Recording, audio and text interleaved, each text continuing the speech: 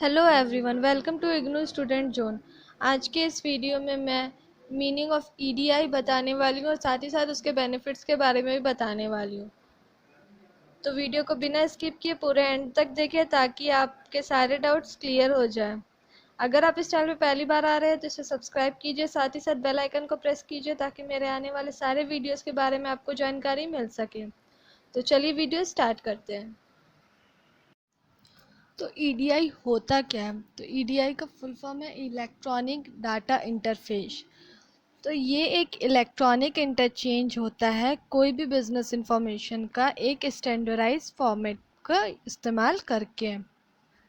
ये एक ऐसा प्रोसेस है जो कि अलाउ करता है एक कंपनी को दूसरे कंपनी में इंफॉर्मेशन सेंड करने का, वो भी इलेक्ट्रॉनिकली, ना कि पेपर के थ्रू। तो ऐसा बिजनेस एंटिटीज जो कि कंडक्ट करता है बिजनेस को इलेक्ट्रॉनिकली, उसको ट्रेडिंग पार्टनर्स बोला जाता है। तो बहुत सारे बिजनेस डॉक्यूमेंट्स को ईडीआई के थ्रू मीन्स ईडीआई का यूज़ करके एक्सचेंज किया जाता है, पर दो सबसे ज़्यादा कॉमन जो है वो है परचेज ऑर्डर और इनवॉइस। और जो मिनिमम में अगर बोला जाए तो ईडीआई जो है वो रिप्लेस करता है मेल प्रिपरेशन को और हैंडल करता है associated with traditional business communication. पर जो रियल पावर है ईडीआई का वो है कि वो स्टैंडर्डाइज करता है इंफॉर्मेशन को जो कि बिजनेस डॉक्यूमेंट्स के साथ कम्युनिकेटेड है, और इसके थ्रू ही पॉसिबल होता है पेपरलेस एक्सचेंज करना, यानी कि इलेक्ट्रॉनिकली कोई भी इंफॉर्मेशन को एक कंपनी से दूसरे कंपनी तक एक्सचेंज करना। जो ट्रेडिशनल इनवॉइस है वो इलस्ट्रेट करता है कि इसका मतलब क्या होता है। तो ज़्यादातर कंपनी जो है वो इनवॉइस क्रिएट करती है कंप्यूटर सिस्टम का यूज़ करके, फिर उसके बाद उसका एक पेपर कॉपी प्रिंट करवाती है उस इनवॉइस का, और फिर उसको वो कंप्यूटर का से जो प्रिंटेड कॉपी निकलता है वो उसको कस्टमर को फ्रीक्वेंटली भेज देती है और फिर उसको अपने ही कंप्यूटर सिस्टम में रख लेती है, सेव कर लेती है। तो जो ये इंटायर प्रोसेस होता है ये कुछ नहीं होता, बस इंफॉर्मेशन का ट्रांसफ़र होता है यहाँ पे एक सेलर के कंप्यूटर से कस्टमर के कंप्यूटर तक। ये एक सिंपल सा प्रोसेस है जहाँ पे इनवॉइस जो है कंप्यूटर सिस्टम को यूज़ करके क्रिएट किया जाता है, फिर उसका पेपर कॉपी को प्रिंट किया जाता है, फिर उसको कस्टमर को मेल किया जाता है।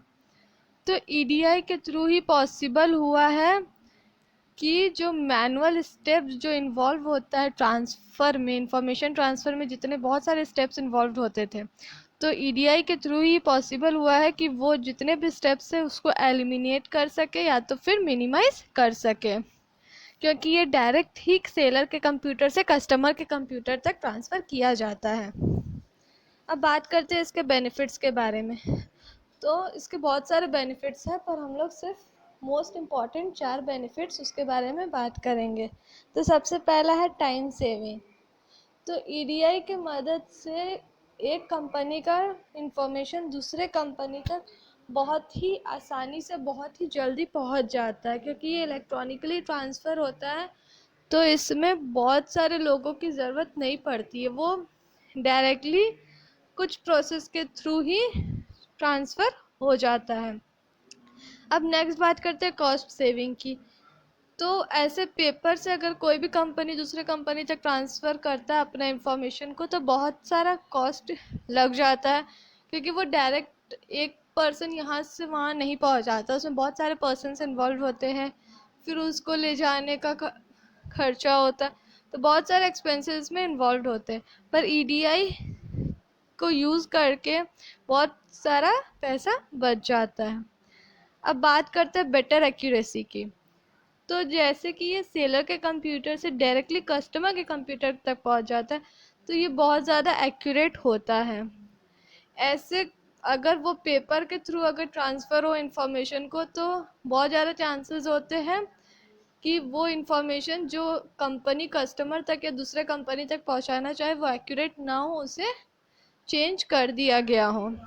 पर यहाँ पे वो मोस्टली एक्यूरेट ही होता है, बेटर एक्यूरेसी यहाँ पे होता है कोई भी इंफॉर्मेशन का।